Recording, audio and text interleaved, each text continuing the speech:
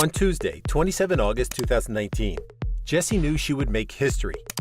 She woke up in the morning, headed to the Alvord Desert with her partner, went through all the safety checks, recounted the safety protocols, got into the North American Eagle Supersonic Speed Challenger that had become her lucky charm after she drove it straight to her land speed record, and strapped herself in, ready to drive her way into a Guinness World Record. However, fate had a different plan for Jessi's life. Unknown to her, her partner, her crew, and her legion of fans around the world, Jessi's ride across the desert would be her last. In a few moments, she would crash at the highest speed she's ever recorded, and her car would catch fire. Here is a look at the accident that cost motorsports enthusiasts a potential legend, and the object that caused it. Jessi Combs is a legend in the world of speed racing. Her journey to the top of the motorsports industry started with the dream of a little girl in Rapid City, South Dakota.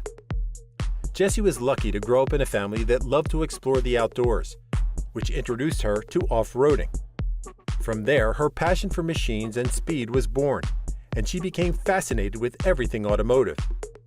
In addition, Jessi was a talented artist who loved to work and create things with her hands. She worked with every material she could find, but was particularly partial to metal and leather, two materials that complemented her passion for cars. The drive, passion, and courage that emanated from Jessi during her racing events were a part of her character and personality since she was a child. They drove her to abandon a fully sponsored spot at a prestigious interior design school to try her hand at snowboarding in Denver, Colorado. However, her heart wasn't in it, and before long, she was headed to Laramie, Wyoming to pursue her love for speed racing and passion for automotive machines. She enrolled at Wyotech and took courses that aligned with her passion, such as chassis fabrication, trim and upholstery, collision and refinishing, and street rod fabrication. She graduated with a degree in custom automotive fabrication and topped her class. With her degree, Jessi was ready to conquer the world of automotive fabrication.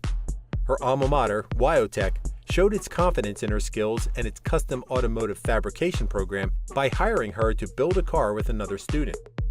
Within 6 months, Jessi and fellow student Ben built and showcased their creation at a specialty equipment event in Las Vegas.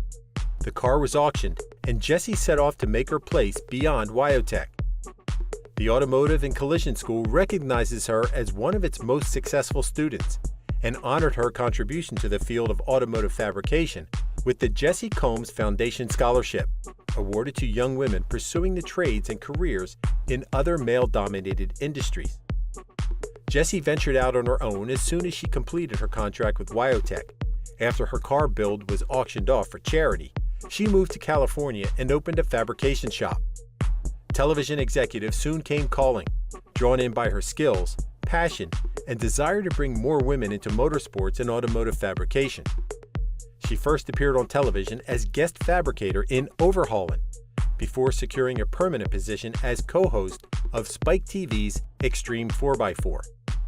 She co-hosted almost 100 episodes of the show over 4 years, building everything from small to large and complicated machines with co-host Ian Johnson, until a freak accident in 2007 led her to leave the show.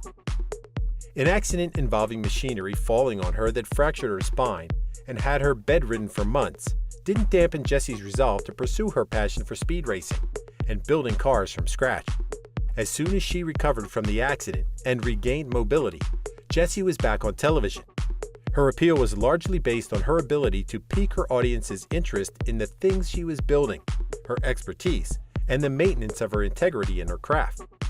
She made appearances on Pirate 4x4, Bosch 125, and Two Guys Garage, and was a regular in several shows on the Velocity channel, including All Girls Garage and The List, 1001 Car Things to Do Before You Die. Jessi even graced fans' television screens after her death, following the release of a documentary she'd been filming for years. Jessi's success in her career as a fabricator didn't come close to the success she had enjoyed as a performance driver and speed racer. She always loved racing for fun, but didn't venture into speed racing as a career until she trained as a performance driver for some of her television shows.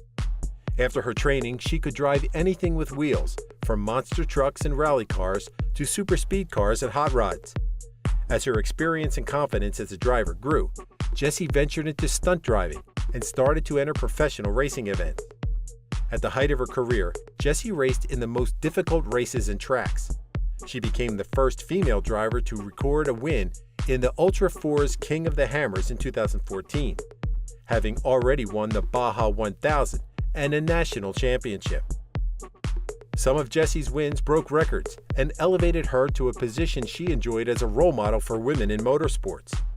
For instance, in 2013, Jessi set the record for the fastest woman on four wheels when she reached 440 miles per hour and recorded an average speed of 398 miles per hour while driving the car that would kill her in 6 years. 2 years later, she finished first in an all-woman off-road race across the Sahara Desert. And in that same year, Jessi became the first woman in history to compete in the Race of Gentlemen and wrote a children's book about a young girl who rode motorcycles. As an influential woman in a male-dominated industry, Jessi used all her wins and wows as a platform to inspire young women to take their place in the trades and sports. Jessi started her preparations for the most defining moment of her career years before she boarded the car that took her life, but helped her carve a place for herself in the Guinness Book of World Records, documenting the journey that would culminate with the historic moment when she would be crowned the fastest woman, after setting a new land speed record. In addition to practicing and documenting her journey, Jessi had taken another important step. She'd visited Kitty O'Neill, the woman whose record she intended to break, to seek permission. Kitty was honored by the unnecessary gesture and passed on the torch to Jessi.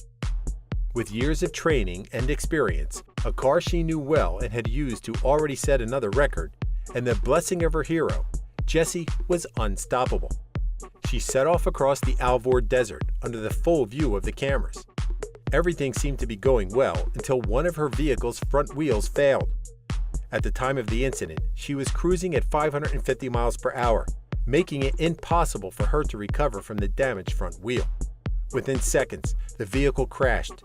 Jessi hit her head against one of its surfaces, and the vehicle exploded in flames. Jessi was dead of blunt force trauma before the vehicle caught on fire. Further investigation showed that the wheel failure was not caused by mechanical problems in the vehicle. Rather, Jessi hit an object along her path, which led to the collapse of the front wheel assembly. The nature of the object has remained a mystery, but it lay along the dry lake bed in which Jessi drew her last breath. The speed racing legend died at 39 after breaking Kitty O'Neill's record of 512 miles per hour. In her death, the honor she chased in the last moments of her life was conferred upon Jessi Combs. She currently holds the record for the fastest land speed record, female, of 522.783 miles per hour, or 841.338 kilometers per hour. Her name is enshrined in the Speed Racing Hall of Fame. Thank you for spending some time with us. Make sure to like and subscribe so you never miss another video. We also handpick these videos which we recommend you watch next. You can talk to us on all social medias or ask a question in the comments below. Thank you for being with us, and we'll see you back tomorrow.